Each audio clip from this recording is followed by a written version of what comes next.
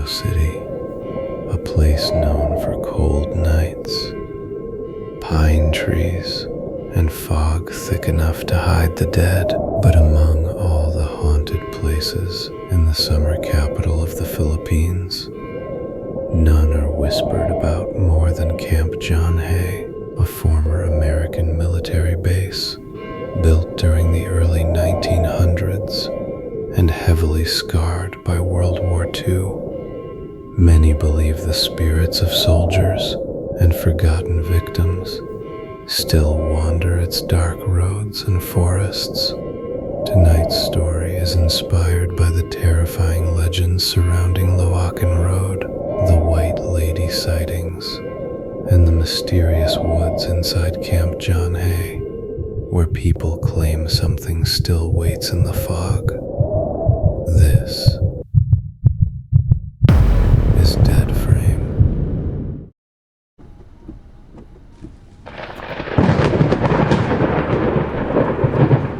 Three friends, Marco, Jen, and Luis, traveled to Baguio for a weekend vacation. They rented a small cabin near Camp John Hay. Cheap price, quiet location, surrounded by pine trees.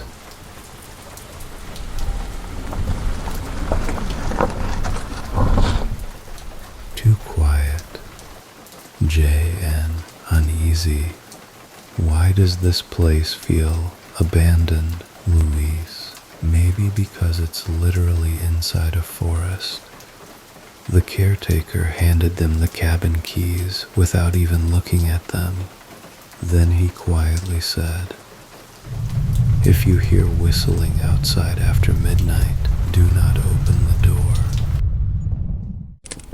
By 11:47 p.m., the fog became thicker. The trees outside disappeared into complete darkness. Then, on J.N., guys, did someone just whistle? Luis, probably another tourist, but Marco noticed something strange. There were no footsteps outside, only the whistle.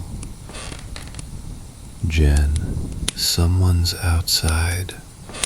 Marco slowly walked toward the window, and standing beneath the pine trees was a woman in white, motionless, facing the cabin.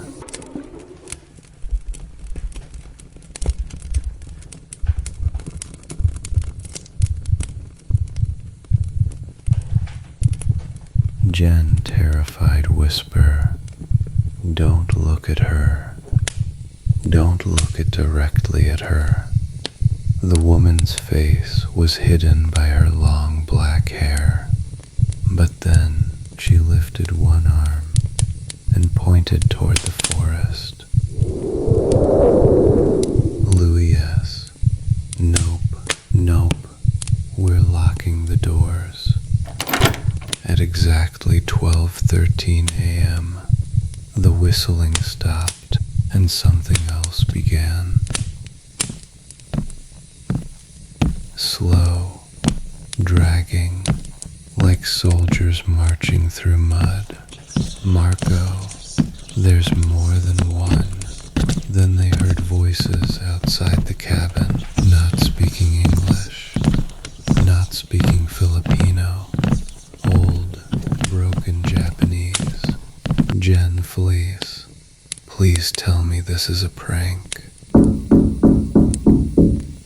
Nobody moved. Then came another knock, this time from inside the cabin. Luis, what the hell was that?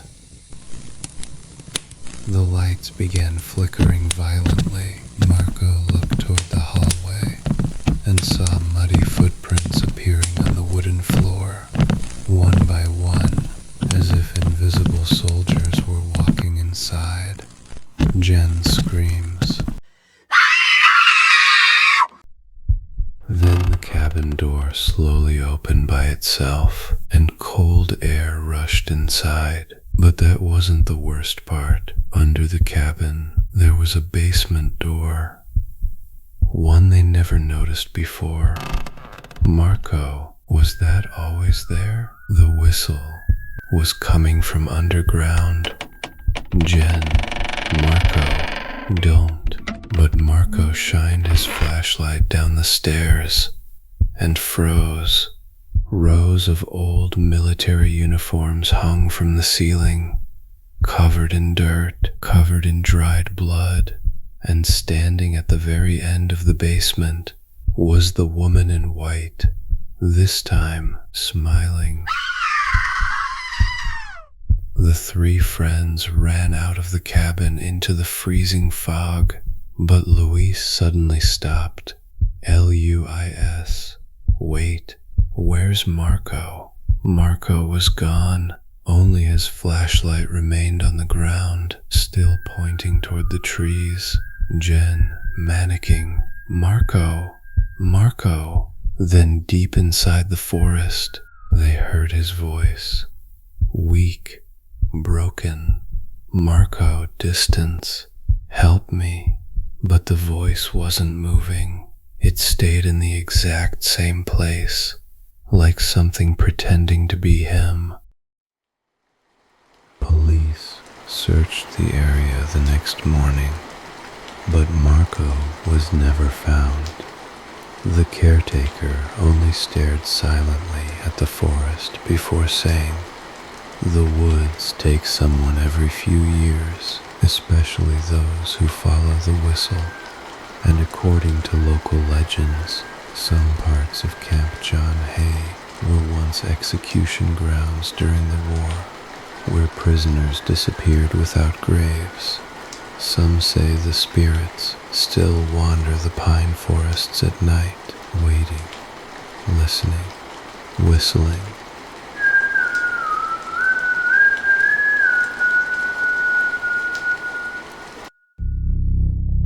If you ever visit Camp John Hay and hear someone whistling in the fog, don't answer, don't look back, and whatever happens, never follow the sound into the trees.